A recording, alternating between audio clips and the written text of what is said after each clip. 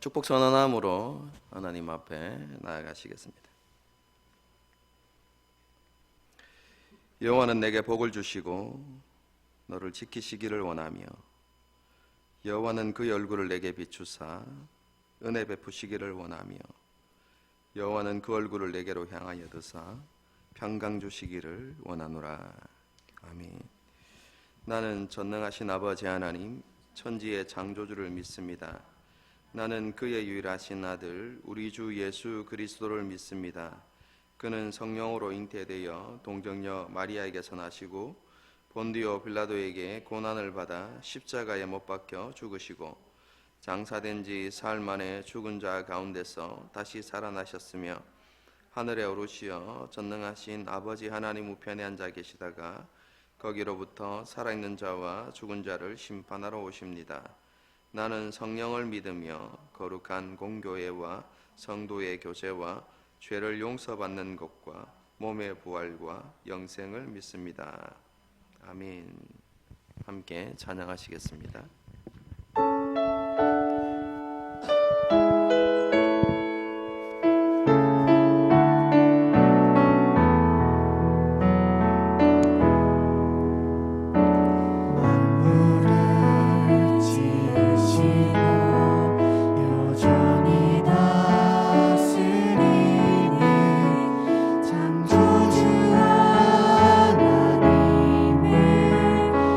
우리는 믿습니다.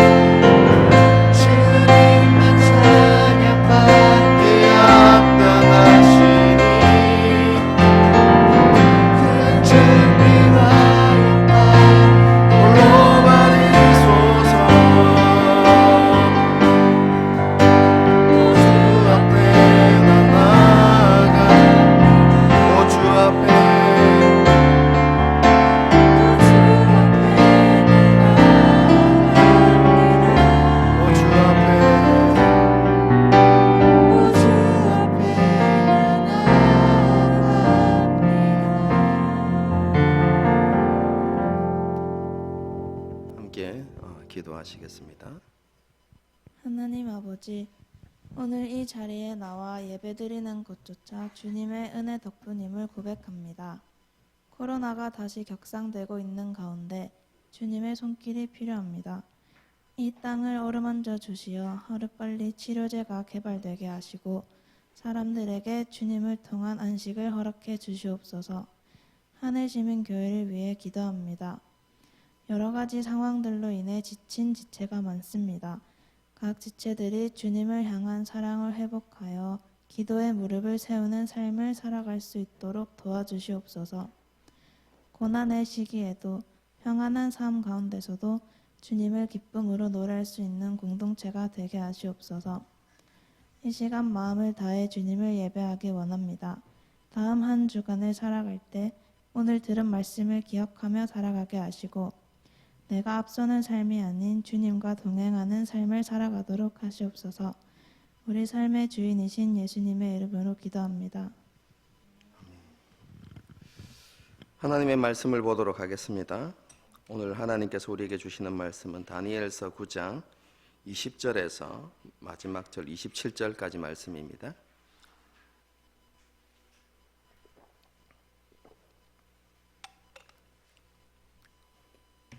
다니엘서 9장 20절부터 27절까지 말씀입니다. 한 절씩 교독해서 읽도록 하겠습니다. 내가 이같이 말하여 기도하며 내 죄와 내 백성 이스라엘의 죄를 자복하고 내 하나님의 거룩한 산을 위하여 내 하나님 여호와 앞에 간구할 때 그 사람 가브리엘이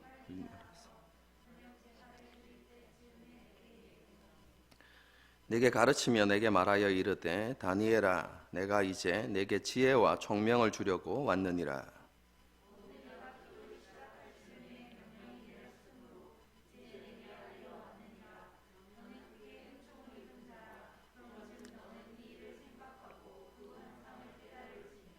내 백성과 내 거룩한 성을 위하여 이런 이래를 기한으로 정하였나니 허물이 그치며 죄가 끝나며 죄악이 용서되며 영원한 의가 드러나며 환상과 예언이 응하며 또 지극히 거룩한 이가 기름 부음을 받으리라.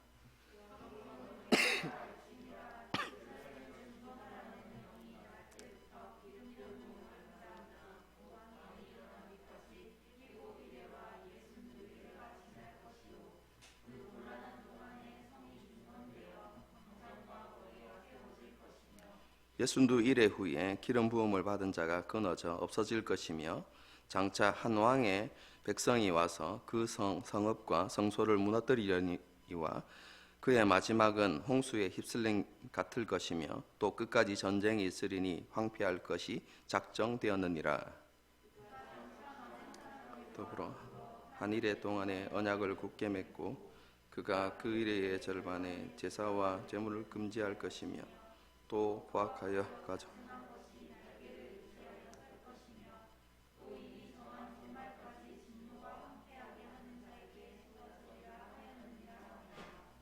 아멘.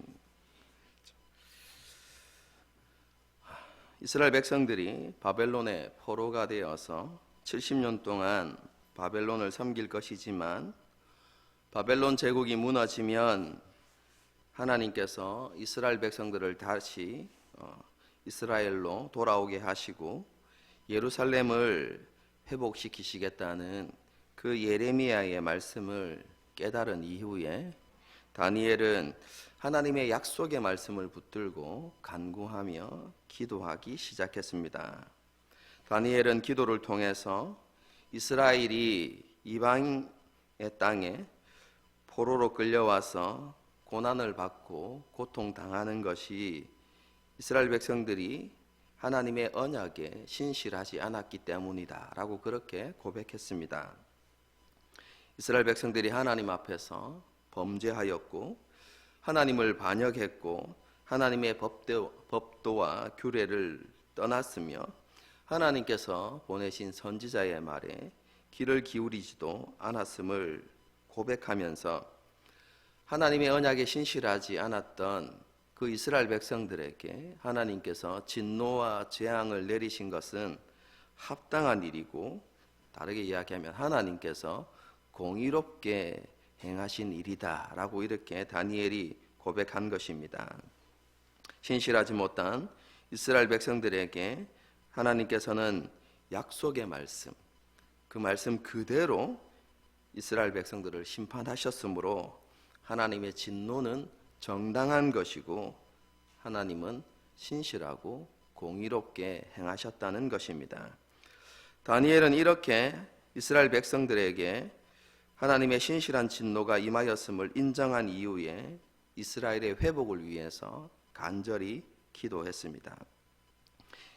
이스라엘 백성들이 죄를 미워하는 마음이 없다는 사실을 안타깝게 여기고, 그리고 이스라엘의 죄에 대해서 정말로 애통해하면서 하나님께 기도드렸습니다.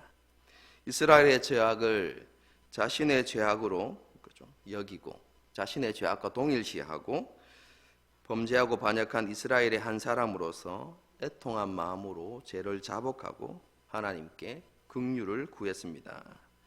이렇게 다니엘은 참된 회개의 기도를 하나님께 올려드리면서 하나님의 약속에 근거해서 이스라엘의 회복도 함께 간구했습니다.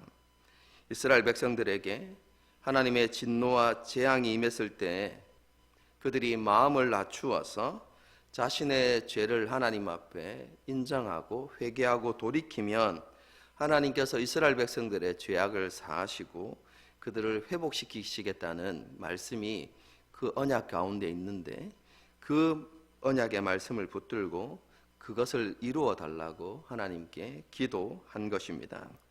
이스라엘 백성들에게는 아무런 자격이 없지만 하나님께서 선택하시고 또 사랑하시는 백성이기 때문에 이스라엘을 긍휼히 여겨주시고 또 하나님의 이름을 위해서 이스라엘을 구원하시고 회복시켜 달라고 그렇게 간절히 기도했던 것입니다.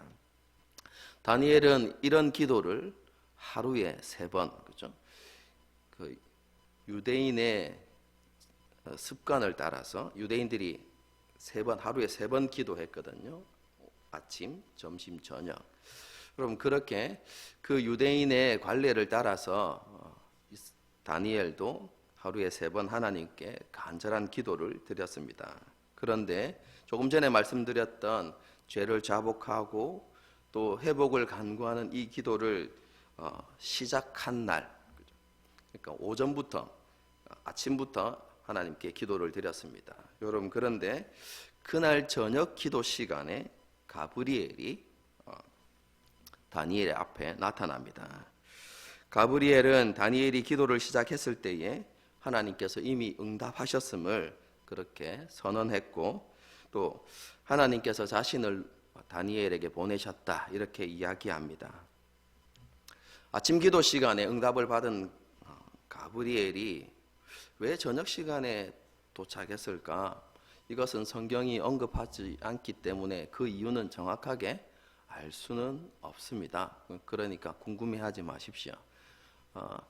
생각해 볼 수 있는 것은 뒤에 보면 하나님의 응답이 늦게 오는 이유가 방해하는 악한 세력들 때문이다라고 이렇게 이야기하기 때문에 영적인 세계 가운데 어떤 전쟁들이 있었지 않은가 이 정도는 상상해 볼 수는 있지만 정확한 이유는 알 수 없습니다. 어쨌든 아침에 응답받은 가브리엘이 저녁 기도 시간에 이렇게 도착했습니다. 그리고 자신이 온 이유가 다니엘에게 지혜와 총명을 주기 위함이다라고 이렇게 말하면서 다니엘은 크게 하나님께 은총을 입은 자다 이렇게 이야기합니다. 여기에서 크게 은총을 입었다라는 것은 하나님의 크신 사랑을 받는 자라는 의미입니다. 그리고 기도를 시작했을 때, 시작하자마자 하나님의 응답이 되었다는 것은, 하나님께서 응답하셨다는 것은 다니엘의 기도가 하나님의 뜻과 계획에 합당한 기도였다는 것과 또 하나님께서 그것을 이루시고 성취할 때가 이제 도래했다라는 것을 보여주는 것이죠. 그리고 다니엘에게 지혜와 총명을 주는 이유는 하나님께서 보여주신 환상을 깨닫도록 하기 위함입니다. 그렇죠? 그 환상의 내용이 24절부터 이렇게 마지막 절까지 기록되어져 있는데요. 지난주에 말씀드린 것처럼 매우 해석하기 난해한 구절입니다. 이 환상에 대해서 많은 해석이 있지만 대표적인 해석은 크게 세 가지다 이렇게 말할 수 있습니다. 첫 번째는요, 이 환상에 나타나는 숫자를 실제 기간으로 보고 최종적인 사건은 예수님과 관련이 있는 것으로 이렇게 해석하는 것입니다. 그게 첫 번째고요. 두 번째는 숫자는 실제 기간으로 보지만 최종적인 사건은 안티오쿠스 4세 때의 일과 관련이 있다라고 이렇게 해석하는 것입니다.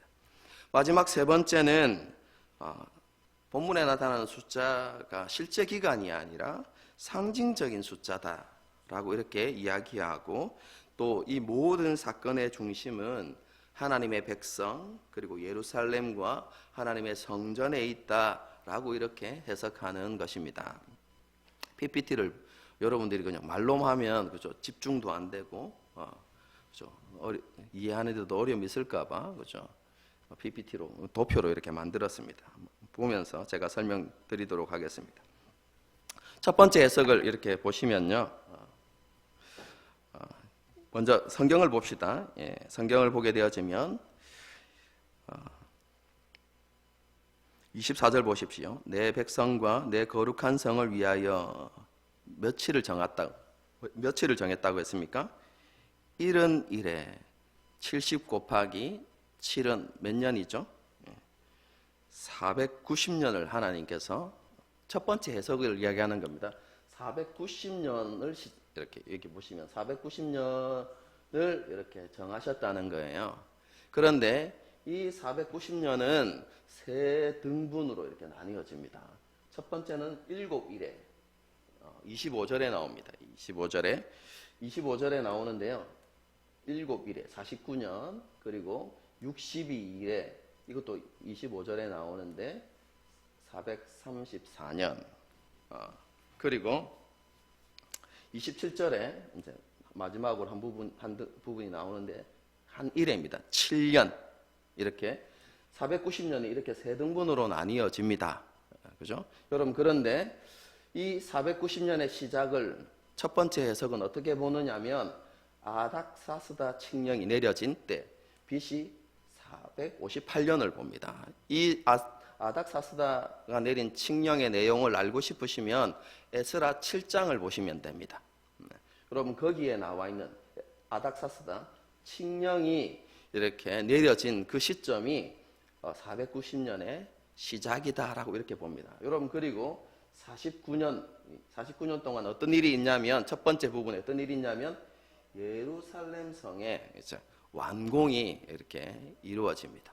그 전에 미리 말씀드릴 것은 24절에 이 490년의 시작과 함께 하나님께서 지극히 거룩한 이가 기름 부음을 받을 것이다라고 이야기하고 있는데요.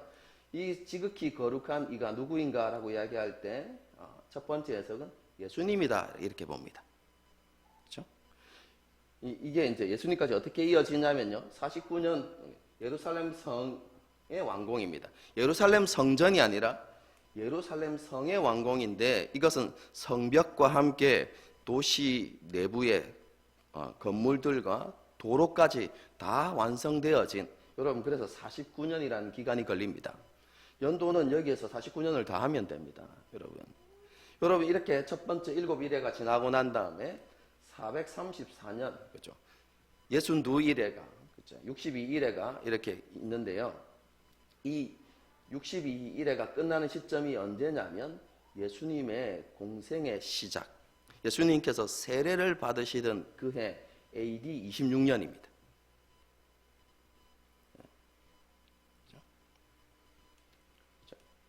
그리고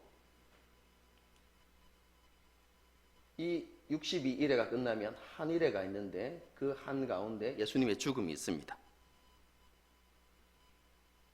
그리고 난 다음에 그 이후에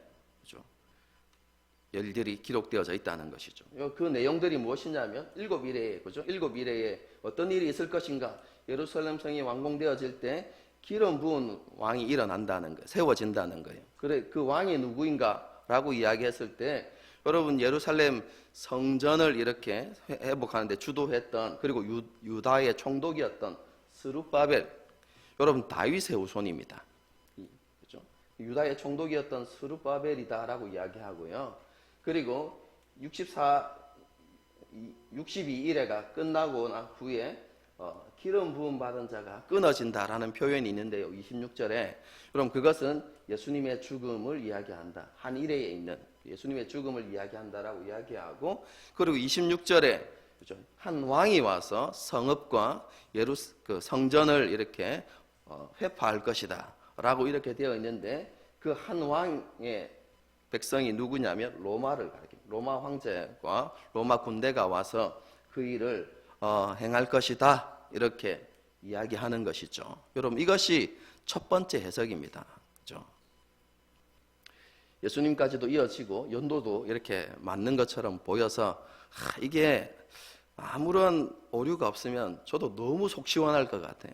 여러분 그런데 여러분 이 해석에 여러분 단점이 있습니다. 약점이 있어요. 이게 무엇이냐면 왜 490년의 시작을 아닥사스다 칙령으로 보아야 하는가? 이게 문제입니다.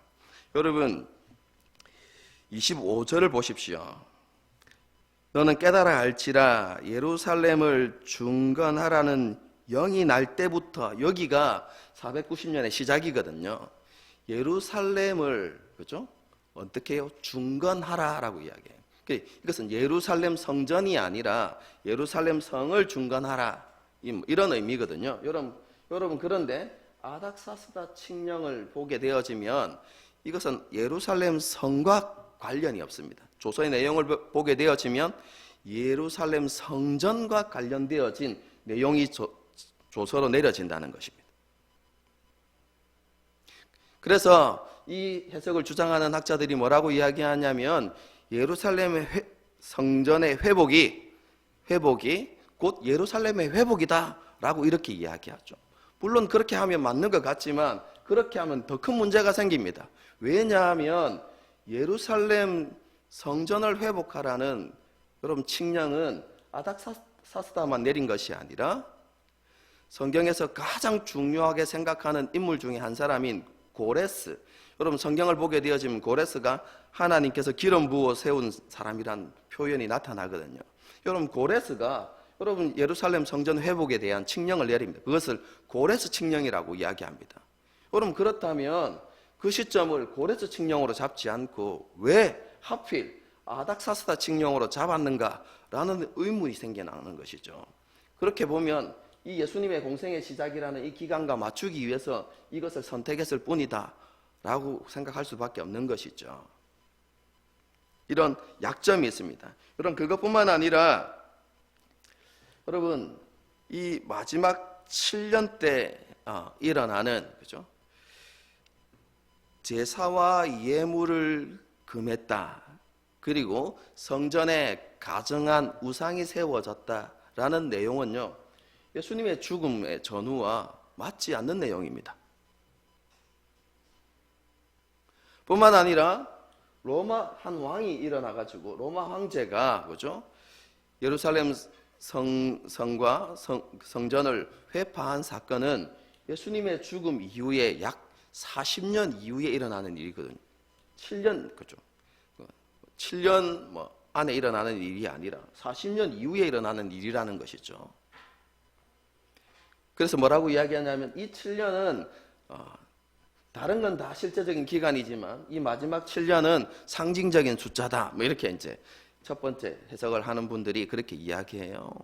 의문이 가지 않습니까? 다른 건 다 실제적인 숫자인데 왜 마지막 7년만 상징적인 숫자로 이렇게 해석해야 되는가? 여러분 이런 그죠? 의문을 낳는 그게 이제 첫 번째 해석입니다.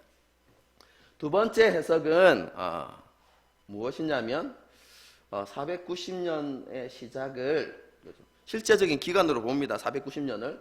그래서 예루살렘의 490년의 시작을 언제로 보냐면 예루살렘이 멸망한 BC 586년 혹은 7년 이때로 보는 것이죠.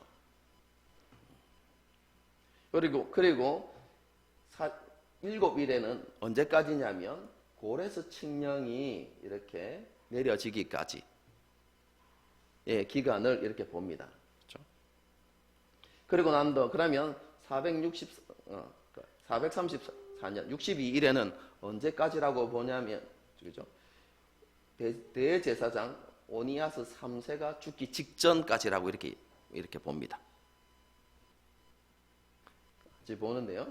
그리고 그러면 마지막 7년은 언제적 사건을 이야기하는 것인가? 제가 계속 7장과 8장 여러분에게 설명드릴 때 유대인들을 크게 핍박했던 안티오쿠스 4세 그 때의 사건을 기록하고 있는 것이다 라고 이렇게 이야기합니다. 이 두 번째 해석에도 큰 약점이 있습니다. 그게 뭐냐면 왜 490년의 시작을 예루살렘의 멸망으로 보아야 하는가? 여러분 이것은 답이 없습니다. 왜 그렇습니까? 아까도 말씀드렸죠. 24절에 490년의 시작이 언제라고요? 예루살렘을 중건하라는 하나님의 명령이 그죠? 하나님이 아니고 그딴 법령이 이렇게 내려진 그 시점이 490년에 이렇게 시작인데 예루살렘의 멸망을 그 시점으로 잡는 것이 이상한 것이죠. 여러분 그것뿐만 아니라 대제사장 오니아스 3세가 이렇게 죽은 해가 언제냐면요. BC 171년입니다. 여러분 그런데 보십시오. 7일의 마지막 연도가 언제냐면 BC 538년 혹은 9년이거든요. 여러분 여기에서 434년을 빼면 104년, BC 104년 혹은 105년이 되어야 됩니다. 그런데 오니아스 죽음이 언제라고요? 훨씬 이전인 그렇죠? BC 171년이 된다는 것이죠. 여러분 그리고 안티오쿠스 4세 사건도 그 전후로 7년 안에 일어나는 거거든요. 여러분 그러니까 이 마지막 이 62일에와 7일에 한 일에 대한 해석이 맞지 않다는 것이죠. 여러분 그래서 이 사람들이 어떻게 이야기하냐면 이 기간은 페르시아의 날짜 연도 개념으로 해석해야 된다. 우리가 그것을 잘 알지 못하기 때문에 그런 오류가 생겨나는 것이다 라고 이렇게 이야기하는데요. 자기 주장이 맞다고 하기 위해서 억지 주장을 펴는 것처럼 저는 느껴집니다. 그렇다면 이런 약점들을 가지고 있는데 그러면 어떻게 보아야 하느냐? 저는 저 개인적인 분명히 말씀드립니다. 이 해석은 하나님 앞에 가야 그렇죠. 하나님께서 정답을 가르쳐 주셔야만 정확한 해석을 할 수 있는 것입니다. 하지만 그렇죠. 제가 여러 가지 정황들과 상황들을 다 이렇게 비추어서 제 개인적으로 옳다고 생각하는 것은 이 세 번째 해석인데요. 그렇죠. 이 세 번째 해석은 이 기간을 실제 기간으로 보는 것이 아니라 상징적인 기간으로 보는 것이고, 그리고 이 상징적인 기간을 어떤 사건과 이렇게 맞추냐면요. 첫 번째 해석이 아니라 이 두 번째 해석에 나오는 대제사장 오니아스의 죽음과 안티오쿠스 4세에 일어났던 그 사건과 연관시켜서 해석하는 것이 옳은 해석이다 라고 이렇게 저는 생각합니다. 그래서 이 해석의 내용이 어떤 건지 말씀드리고 왜 제가 이것이 옳다고 생각하는지에 대해서 여러분에게 설명을 드리도록 하겠습니다. 여러분 조금 전에도 말씀드렸지만 세 번째 해석은 이 숫자를 뭘로 본다고요? 실제적인 기간이 아니라 상징적인 기간으로 본다는 것이죠. 여러분 그렇다면 이 490년은 어떤 상징이 있느냐? 이것은 49 곱하기 10입니다.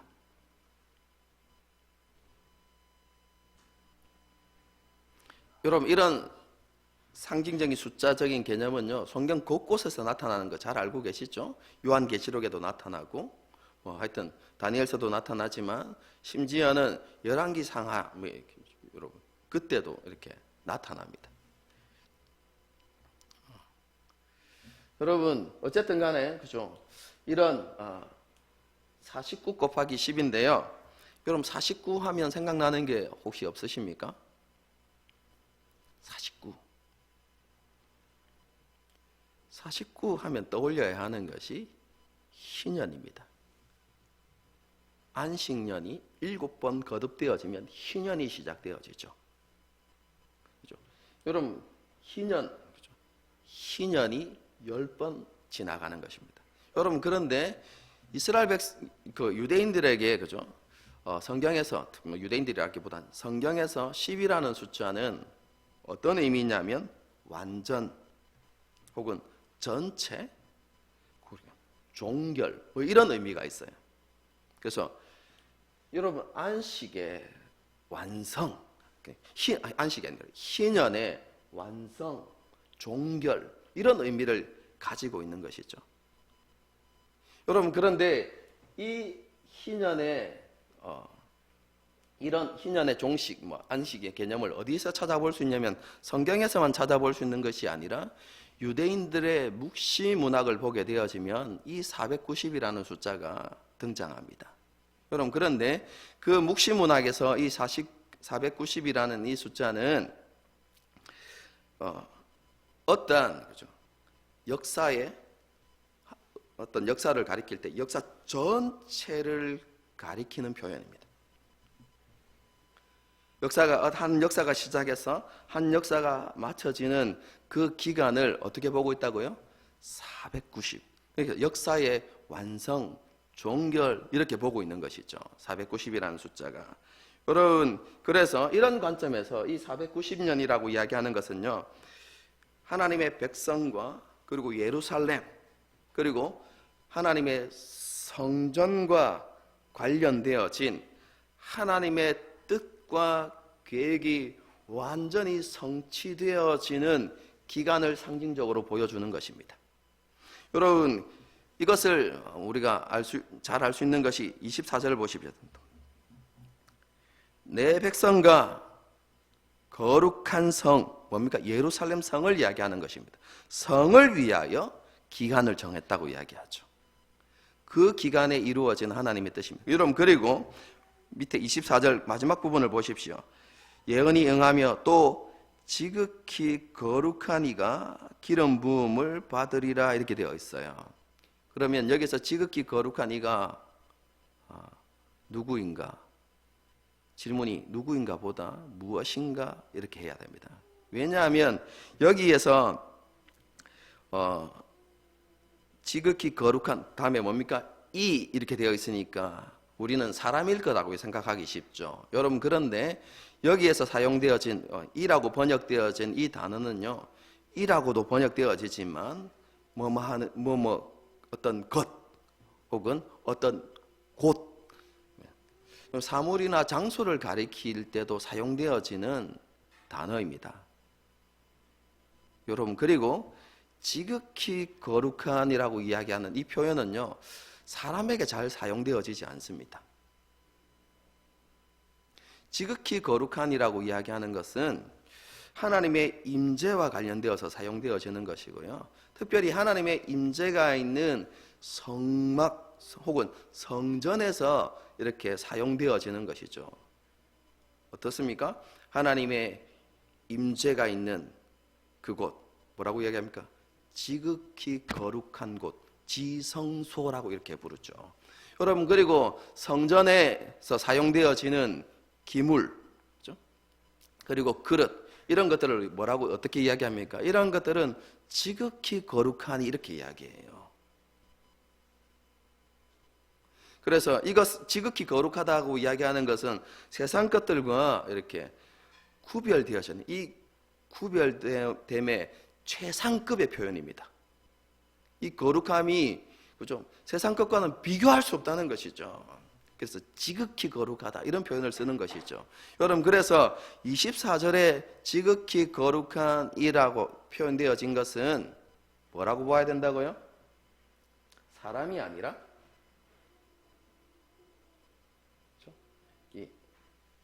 예루살렘 성전으로 이렇게 보아야 한다 라고 이렇게 생각이 되어집니다. 예루살렘 성전입니다. 여러분 그리고 난 다음에 그죠? 예루살렘 성전 그죠? 성전이고요. 여러분 그렇다면 보십시오. 490년의 시작은 언제인가? 뭐 실제 기간과 상관이 없으니까 고레스 칙령이 발령된 그죠? 이렇게 내려진 시점인 것이죠.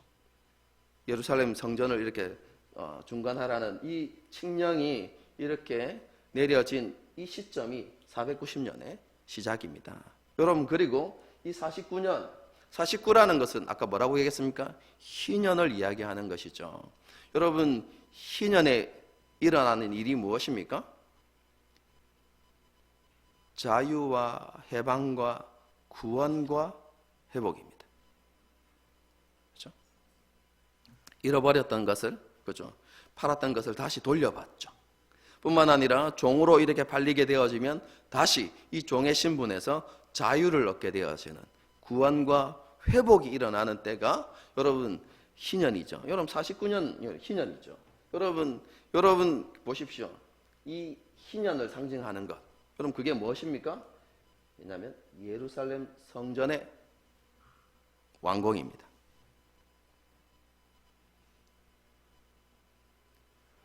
왜 그렇습니까? 여러분 이스라엘 백성들이 언제 참 안식을 누리죠? 우리가 사사기서부터 계속해서 우리가 읽어보면 하나님께서 그 성전에 계시고 그 하나님의 통치에 이스라엘 백성들이 온전히 순종하고 그렇죠? 하나님과 함께하는 삶을 그렇게 살아갈 때 그들에게 뭐가 있습니까? 참된 안식이 있고 참된 구원이 있고 기쁨과 자유가 있는 것이죠. 여러분 그래서 하나님께서 그들 가운데 계실 때 그 참된 희년이 이루어지는데요. 여러분 하나님께서 그들 가운데 계시다는 것을 상징적으로 보여주는 상징이 아니라 가시적으로 보여주는 게 무엇입니까? 성전입니다. 그래서 성전을 보면서 하나님께서 그곳에 계시다. 하나님이 우리 가운데 계시다. 이스라엘 백성들이 그렇게 생각한 것이죠. 여러분 이것은 실제 역사에서도 나타납니다. 여러분 이스라엘의 참된 평화가 언제 여러분 왔습니까? 솔로몬에 의해서 하나님의 성전이 완성되어진 이후에 여러분 그 뒤에 뭐라고 성경이 기록하고 있습니까? 비로소 전쟁이 그쳤더라. 이렇게 참된 안식 여러분 하나님의 구원이 임하고 그래서 참된 안식이 여러분 이스라엘 백성들에게 임한 때가 언제입니까? 성전이 세워진 때입니다. 여러분 그래서 여러분 희년을 그래서 참된 구원과 자유와 기쁨과 해방을 상징하는 이 49년에 일어나는 일이 무엇입니까? 예루살렘 성전의 완공이 일어나는 것이죠. 그렇죠? 여러분 고레스 칙령 이후에 이 예루살렘 성전의 완공이 일어나기까지가 7일회인데요. 여러분 그때 여러분 기름 부음 받은 자가 누구입니까? 25절에 그죠? 여러분 그 사람이 누구이냐면 여러분 아까 이야기했던 스룹바벨입니다. 스룹바벨. 예루살렘 성전의 준공을 이끌었던 이스라엘의 회복을 이끌었고 유대 지역을 다스렸던 총독 여러분 스룹바벨 다윗의 자손 스룹바벨이라고 이야기할 수 있습니다. 여러분 그렇다면 여러분 그럼 434년 62일에는 무엇을 이야기하는가? 여러분 이것은 여러분 성경에서 완전수에서 숫자 하나가 빠지면 그것은 불완전한 숫자가 됩니다. 7이 완전수이죠. 예를 들면 7이 완전수입니다. 여러분 그런데 거기에서 하나의 숫자가 이렇게 빠지게 되어지면 불완전하죠. 6이. 그래서 6은 불완전한 숫자죠. 그래서 성경에 그죠? 이스라엘 백성들을 대적하는 그죠? 대표를 뭘로 이렇게 표현하죠? 666. 그죠? 왜 이렇게 로마 황제를 가리키는 표현이긴 한데요. 어쨌든 666 이렇게 표현하죠. 여러분 이런 식으로 62일회가 이렇게 해석되어져야만 합니다. 여러분 하나님의 뜻과 계획이 이루어지는 완전한 숫자가 무엇입니까? 490입니다. 여러분 그런데 여기에서 그죠? 한 텀이 빠지게 되죠. 49년과 7년이라는 여러분 이 기간이 이렇게 제외되어집니다. 여러분 그렇기 때문에 이 134년은 불완전한 기간입니다. 쉽게 이야기하면 여러분 성경을 보십시오. 여러분 보십시오. 26절 보십시오. 예순두 이래에 기름 부음 받은 자가 끊어져 없어질 것이며 그게 아니고 25절입니다. 제가 잘못했습니다. 일곱 이래와 중간 부분 보십시오. 일곱 이래와 예순두 이래가 지날 것이요. 그리고 예순두 이래가 이 두 이래에 나타나는 일이 무엇이냐면 곤란한 동안에 성이 중건되며 광장과 거리가 세워진다 이렇게 표현되어져 있어요. 예루살렘 성전 완공 이후에 예루살렘 성이 이렇게 완공되어지는데요. 여러분 그런데 그 기간이 어떻다고요? 곤란한 중에 완벽한 안식과 여러분 자유가 있는 것이 아니라 곤란함이 있다는 것이죠. 여러분 그래서 434년 이 기간은 여러분 불완전한 기간을 상징적으로 이렇게 보여지는 것입니다. 그렇죠? 여러분 그 기간에 예루살렘 성도 이렇게 완공이 되어지지만 이스라엘 백성들에게 고난과 불순종과 또 하나님의 진노와 징계가 계속해서 일어나는 반복되어지는 완전한 희년이 아닌 불완전한 그런 일들이 계속해서 일어나는 기간이다 이렇게 보시면 되겠습니다. 여러분 그 기간이 언제까지를 보아야 하느냐라고 이야기할 때 아까 이야기했던 여러분 대제사장 오니아스 3세가 죽기 직전까지 그때까지가 바로 이렇게 62일의 기간이다라고 이렇게 보는 것이 합당하다 이렇게 생각이 되어집니다. 여러분 그리고 그 이후에 27절을 보시면 그렇죠? 27절을 그가 장차 많은 사람과 더불어 한 일해 동안에 언약을 굳게 맺고라고 이야기하는 것은 이 안티오쿠스 4세가 내린 법령을 이야기하는 것입니다. 이스라엘 백성들에게 그죠? 율법을 지키지 말라고 율법을 폐하는 그런 법령을 내리게 되죠. 여러분 그렇게 하면서 제사와 예물을 금지하고 그리고 가정한 것이 날개를 의지하여 선다는 것은 예루살렘 성전에 우상을 세운다는 표현입니다. 여러분 그렇게 했던 안티오쿠스 4세 그죠? 여러분 한 왕이 일어나는 그죠? 이것을 이야기한다라고 이렇게 보아야 하는 것이죠. 여러분 조금 이해가 되셨습니까? 어쨌든 제가 지금까지요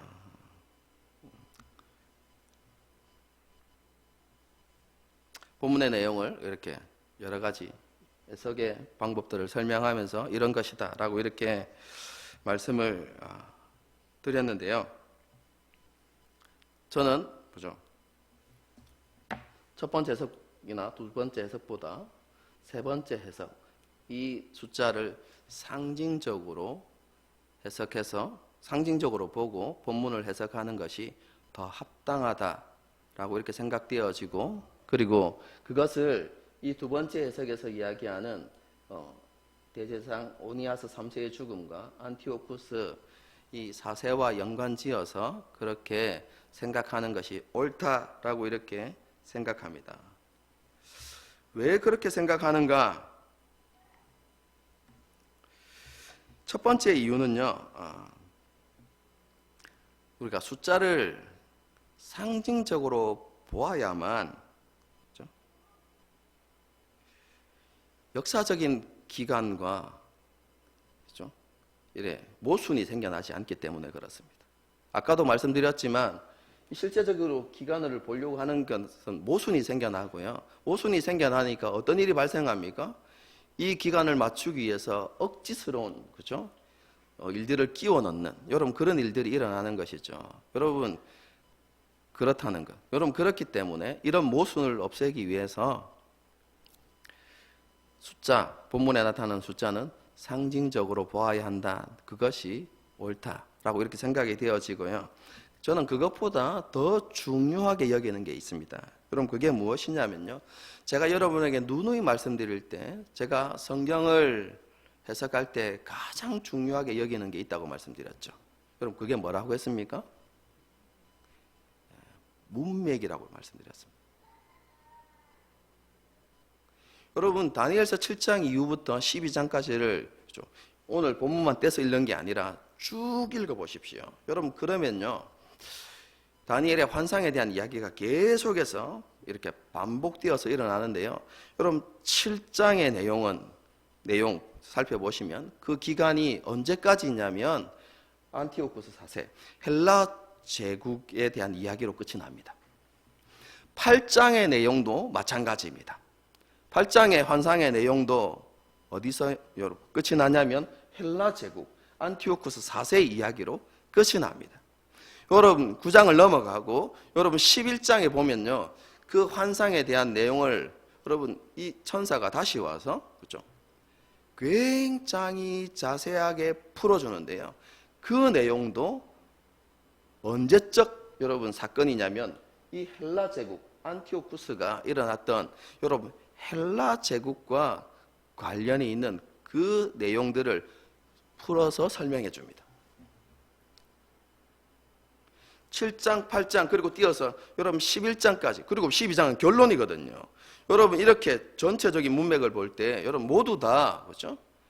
바벨론으로부터 시작해서 헬라 제국까지를 이야기한다면 여러분 이 9장의 환상의 내용을 여러분 어디까지라고 보는 것이 합당하다고 생각합니까? 이것만 생뚱맞게 그죠? 예수님의 공생의 사역을 이야기하는 것이다 라고 이야기하는 것보다 전체적인 문맥에 의해서 이건 역시 그죠? 이스라엘 백성들이 예루살렘 성전을 회복하고 그리고 그 이후에 안티오쿠스 4세까지 일어나는 그 역사적인 사건을 이야기하고 있는 것이다 라고 보는 것이 문맥의 흐름상 저는 합당하다고 보는 것이죠.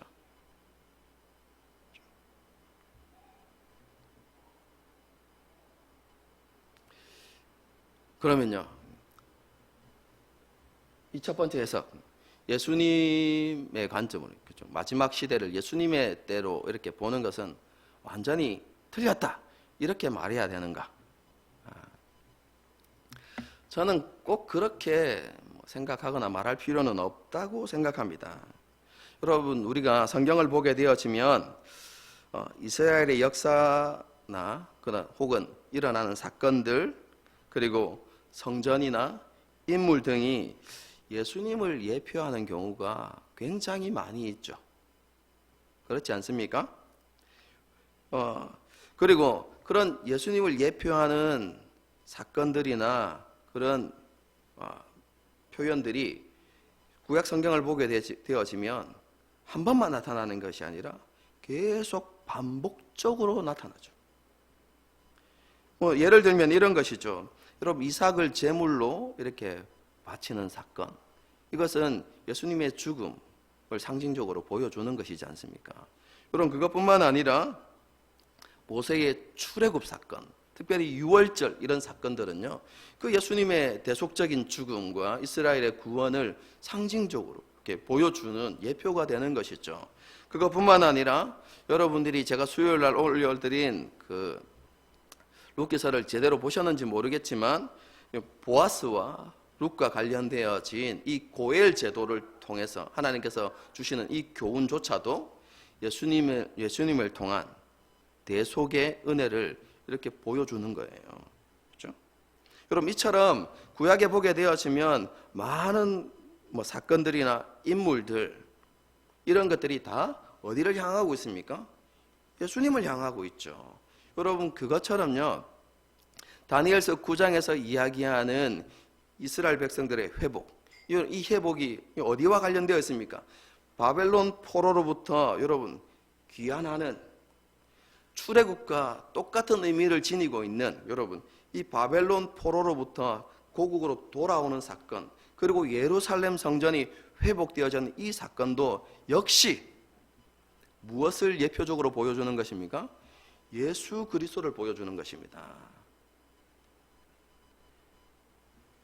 여러분 그렇기 때문에 이렇게 보는 것, 이런 해석들이 완전히 틀렸다, 잘못됐다 라고 이야기해야 되는 것이 아니라 어떻게 봐야 됩니까? 이 사건이 그죠? 실제적으로는 뭘 이야기합니까? 이 세 번째 해석처럼 예루살렘 성전의 회복과 그리고 안티오쿠스 4세 그죠? 4세의 탄압을 이야기하는 것이고 결국 그죠? 제가 언급하지 않았지만 이 안티오쿠스 4세의 이 탄압이 영원한 것이 아니라 하나님께서 정하신 때가 있고 하나님께서 이 안티오쿠스 4세를 반드시 심판하실 것이다 라고 이렇게 말씀하고 있는 그죠? 이 사건이 그죠? 바로 예수님의 그 구원의 사역과 관련이 있고 그것을 예표하는 것이구나 이렇게 생각하고 받아들이는 것이 저는 합리적인 것이다 라고 저는 이렇게 생각이 됩니다. 그죠? 여기까지가 그죠? 오늘 본문의 내용입니다. 제가 그죠? 이 표 보고 이거 이렇게 설명한다고 빠뜨린 부분도 이렇게 있긴 한데요. 어쨌든 간에 그래도 대충은 다 설명을 드린 것 같습니다. 그죠? 오늘 이런 설명이 너무 길어서 본문에서 주시는 교훈 이것은 뭐 길게 살펴보지 않고 한 가지만 딱 이렇게 저희가 생각해보고 설교를 마무리하도록 하겠습니다. 오늘 본문에서요 하나님의 백성들을 향한 하나님의 뜻과 계획이 완성되기까지는 오랜 시간이 걸린다는 사실을 우리가 알 수 있습니다. 그리고 하나님의 뜻과 계획이 이루어져 가는 기간은요 62일에처럼 매우 복잡하고 불완전함이 있다는 사실도 우리는 기억해야만 합니다. 쉽게 설명드리면 살아가다 보면요 그죠? 예루살렘 성이 중건되어지는 것처럼 우리의 삶에 형통함이 있고 또 감사의 시기도 우리에게 반드시 있을 것입니다. 하지만 그것과 함께 우리가 어려움을 당하고 고난을 당하고 그죠? 아파하고 또 슬퍼하고 고통받는 시기들도 우리 가운데 반드시 있을 것이라는 것이죠. 그러므로 우리는 하나님의 백성들에게 찾아오는 이 고난과 어려움, 이 문제들 여러분 이런 것들을 이상하게 여기지 말고 여러분 그것을 당연한 것이다 라고 받아들이는 지혜가 필요한 것 같습니다. 여러분 오해하지 마십시오. 고난과 어려움을 당연하게 받아들여야 한다라고 이렇게 이야기하면요 우리가 그것을 힘들어하지 말아야 되고 아무런 신경도 쓰지 말아야 하고 그죠? 염려하거나 두려워하거나 갈등도 느끼지 말아야 한다 이렇게 오해하는 경우가 있는데 여러분 제가 그걸 이야기하려고 하는 게 아닙니다. 여러분 고난과 어려움은 우리에게 많은 갈등을 주기도 하고 고민과 아픔을 주는 것이 사실입니다. 그렇죠? 하지만 하나님께서 우리와 함께하고 계신다는 사실 그리고 지난번에도 설교했던 것처럼 그 고난과 어려움도 하나님의 섭리 아래에 있고 반드시 끝이 있다는 것을 기억하면서 우리가 해야 되는 것은 하나님의 도움을 구하고 또 하나님을 의지하면서 인내하며 그 세월을 보내야 한다는 것입니다. 그런데요 많은 그리스도인들이 주님의 뜻과 계획이 이루어지기까지 걸리는 오랜 시간들을 너무 힘들어하고 또 그러한 기간을 보내는 동안에 하나님의 위로를 받거나 하나님 안에서 평안을 찾는 일에 실패하는 것을 많이 보게 됩니다. 그들 안에 조급함이 있는 것이죠. 간절히 바라는 게 뭡니까? 신속한 해결, 그렇죠? 그리고 빠른 성공 이런 것들을 너무 바라고 있는 것이죠. 그렇기 때문에 이런 그리스도인은 오랜 기간 동안 인내하십시오. 그리고 그런 상황 가운데서 지속적으로 순종하는 삶을 살아가십시오. 이런 말씀에 감동받지 않습니다. 그렇죠? 그리고 그런 말씀을 기뻐하지도 않죠. 뭘 원합니까? 간편한 방법, 그렇죠? 즉각적인 응답, 결론 이런 것에 집착하는 경우가 너무 많은 것이죠. 여러분 말씀을 대하는 태도도 태도에도 그런 모습들이 나타납니다. 어려운 본문의 말씀을 그죠? 그 말씀의 의미를 이해하고 깨닫는 일에 관심이 없죠. 여러분 이러한 것들을 깨달아갈 때 오는 하나님께서 주시는 그런 기쁨들이 사실 없는 것이죠. 그런 것을 싫어합니다. 어렵다고 그죠? 그래서 이렇게 이야기하죠. 그런 어려운 거는 목사님이 다 이해하고 계시니까 목사님은 알고 계시고 목사님이 알고 있는 것을 통해서 저희에게는 뭐만 주시면 된다고요? 결론만 내려주시면 됩니다. 이렇게 이야기하는 경우들이 많이 있죠. 스스로도 그런 하나님의 말씀을 이해하기 위해서 오랜 시간을 투자하거나 몸부림치는 일을 하지 않습니다. 당장 시험에서 벗어나기를 원하고 믿음조차도 그냥 빨리 성숙해지기를 원하는 그런 조급함 속에서 살아가는 것이죠. 하지만 오늘 본문은 우리에게 분명히 가르쳐 줍니다. 62일에 동안 그들이 원하는 것처럼 즉각적으로 문제 해결이 되어지고 응답이 응하는 경우도 이루어지는 경우도 있긴 하지만 하나님의 뜻과 하나님의 계획은 여러분 당장 이루어지는 게 아닙니다. 62일의 기간이 필요한 것이죠.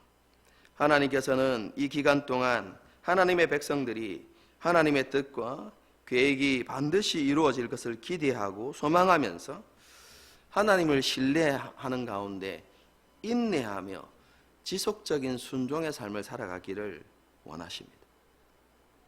여러분 그게 오늘 본문이 우리에게 요구하는 바입니다. 우리가 믿는 하나님께서는요 신실하고 전능하신 분이십니다. 그러므로 하나님께서는 자신의 뜻과 계획을 반드시 이루시고 성취하십니다. 여러분 그래서 우리가 하나님을 향하여 가진 그 소망은 결코 헛된 것이 아닙니다. 하나님을 신뢰함으로 오래 참고 기다리는 그 인내가 헛된 것이 결코 아닙니다. 왜라고요?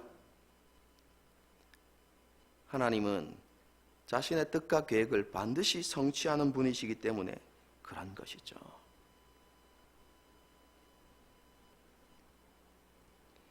그뿐만 아니라 우리는 우리 자신을 보면서요 우리의 연약함이나 우리 실수 때문에 두려워하지 않아도 됩니다. 나의 연약함과 나의 부족함과 나의 불순종 때문에 하나님의 뜻과 계획이 틀어지거나 깨어지면 어떡하지? 그렇게 염려하지 않아도 됩니다. 왜인 줄 아십니까? 하나님께서 우리를 뭐라고 부르시는지 아십니까? 크게 사랑받는 자야.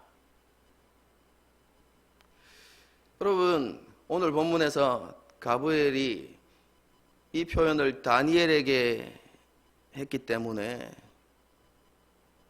이것이 다니엘에게만 적용되는 것이다. 여러분 이렇게 생각하지 마십시오. 다니엘뿐만 아니라 예수 그리스도 안에 있는 우리 모두가 하나님께 크게 사랑받는 자입니다. 여러분 증거가 무엇입니까? 여러분 그것은 하나님께서 저와 여러분을 위해서 아들까지 내어주셨다는 것입니다. 아들까지 내어주신 이유가 무엇입니까?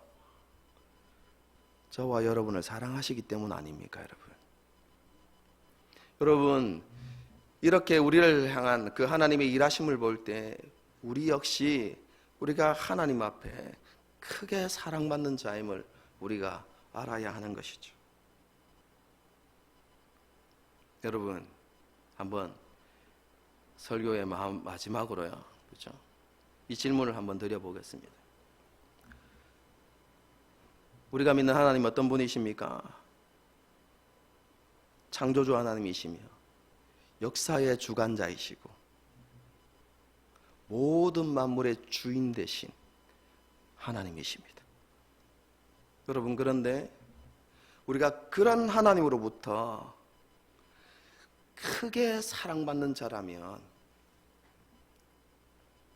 우리가 이 땅을 살아가면서 염려하고 두려워할 이유가 있겠습니까?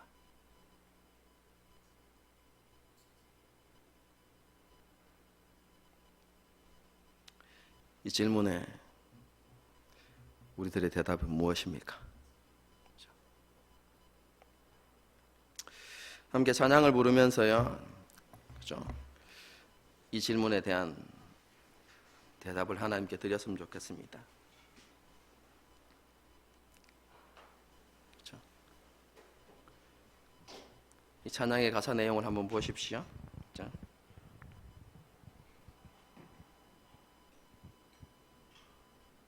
내 아버지 그 품 안에서 뭐라고요? 내 영혼은 안전합니다. 여러분, 안전한 이유가 고난과 아픔과 문제와 어려움이 없기 때문이 아니라 주님이 우리를 안으시기 때문입니다. 우리가 하나님께 크게 사랑받는 자잖아요.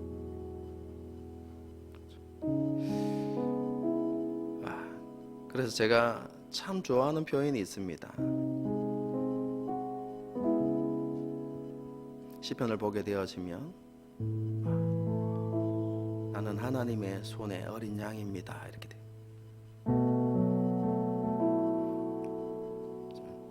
하나님의 손 안에 있다는 거죠. 하나님의 손 안에.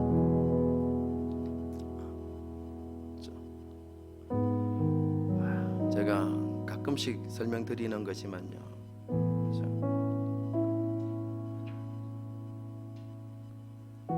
우리가 하나님의 임재 안에, 하나님의 장막 안에 있잖아요. 요한복음을 보게 되어지면 육신이 장막이 되어 우리 가운데 거하셨다는 표현이 장막을 치셨다는 것인데, 그죠? 우리가 그 안에 거하잖아요. 여러분의 그 안에 거할 때 어떤 일이 일어납니까? 시편 23편을 생각해 보십시오. 주께서 원수 앞에서 내게 상으로 베푸신, 원수가 장막 문 앞에까지 이르렀는데 주님이 뭐 하신다고요? 걱정하지 말고 무라, 이렇게 밥상을 차려주시는 거예요. 염려하지 마라, 저 원수는 내가 막을게, 이렇게. 여러분, 그 표현입니다. 여러분, 이 시편 23편이 여러분, 우리가 주님의 품 안에 있습니다. 그렇죠? 다시 말씀드립니다. 고난과 어려움과 문제가 없어서가 아니라 우리를 크게 사랑하시는, 우리를 깊이 사랑하시는 예수님의 품 안에 우리가 있기 때문에, 하나님의 품 안에 있기 때문에 우리가 안전한 것입니다. 이런 고백을 찬양으로 한번 올려드려 보지 않겠습니까? 그렇죠? 하나님, 이러한 믿음을 내게 주십시오. 우리가 여러분 그렇게 고백하면서 함께 이 찬양을 하나님께 올려드리도록 하겠습니다.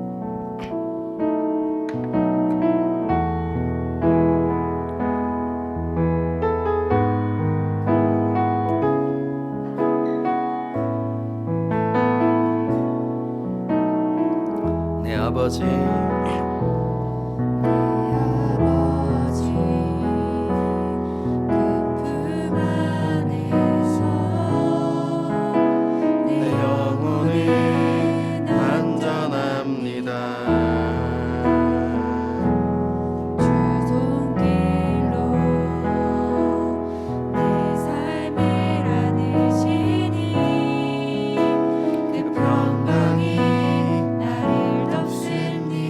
나 비록 넘어지면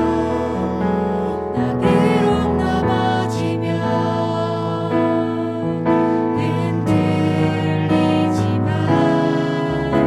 주 내 안에 거하며 나를 붙드시니 내 생각을 주께로 돌리고 주시는 평강의 옷을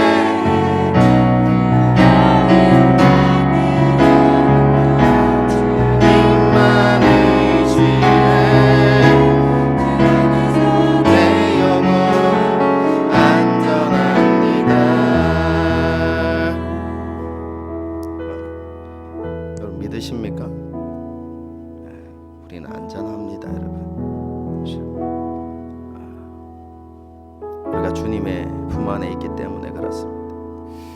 이 시간 우리가 하나님 앞에 그렇게 기도했으면 좋겠습니다.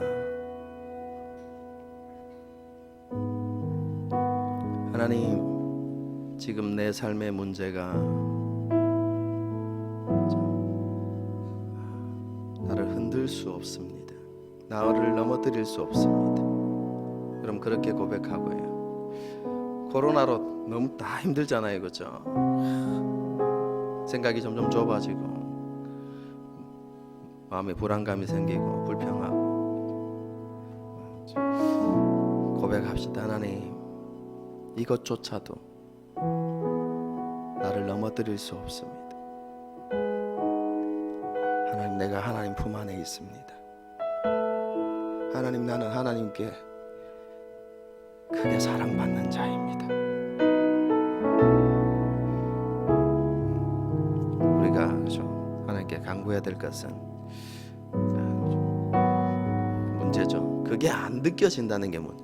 정말로 하나님께 내가 정말로 크고 깊은 사랑을 받고 있는 존재인가? 그 하나님의 마음과 그 하나님의 사랑이 느껴지지 않는 게 문제이죠. 그게 확신이 들고 그게 너무 강하게 느껴지면 두려움도 염려도 다 사라질 텐데, 다니엘처럼 죽이면 죽여라 이렇게 하고 사자굴에도 들어가고 풀무불에도 들어가고 이렇게 할 건데 안 느껴지니까 문제인 거 아니겠습니까? 여러분, 그것이 느껴지는 것도 하나님 주시는 은혜입니다. 우리 하나님께 은혜를 구합시다. 하나님, 그 하나님의 사랑의 깊이와 넓이를 좀 알게 해주십시오. 머리로 아는 것 말고 정말로 하나님 인격적으로 그 하나님의 사랑을 알게 해주십시오. 그래서 우리가 그 사랑 안에 거하는 믿음의 사람이 되게 해주십시오. 그렇게 기도하고 우리만 힘든 게 아니라 오늘 보이지 않는 우리 그저 많은 지체들 다 힘들게 살아가고 있잖아요. 우리가 그들을 위해서도 하나님 그들에게도 같은 은혜를 주십시오. 우리가 함께 그들을 위해서 우리를 위해서 기도하는 시간을 갖도록 하겠습니다. 기도하시겠습니다.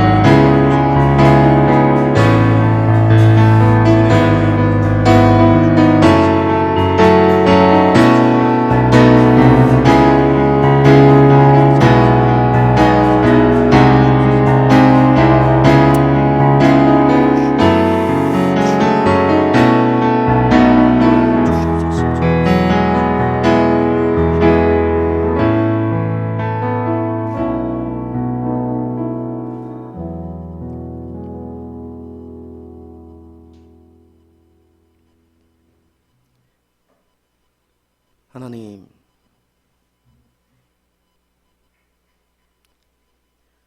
우리가 주님의 품 안에 있습니다.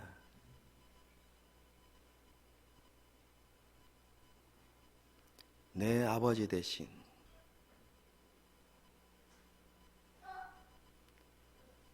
전지전능하신 하나님의 품 안에 있습니다. 그래서 우리의 삶과 걸음과 우리의 영혼은 안전합니다. 우리의 삶의 문제들과 어려움과 공고함이 우리를 넘어뜨릴 수 없고 우리를 향한 하나님의 사랑을 이길 수가 없음을 믿음으로 고백합니다. 우리가 이 믿음 가운데 굳게 설 수 있도록 우리를 향한 하나님의 사랑을 깨닫게 하여 주시옵소서. 그래서 우리가 하나님으로부터 크게 그리고 깊이 사랑받는 자임을 깨닫는 우리가 되게 하여 주시옵소서. 그 사랑의 확신 속에서 세상을 이겨내고 모든 상황 가운데서 인내하며 하나님의 뜻이 이루어지기까지 지속적으로 순종의 삶을 살아가는 우리가 되게 하여 주시옵소서.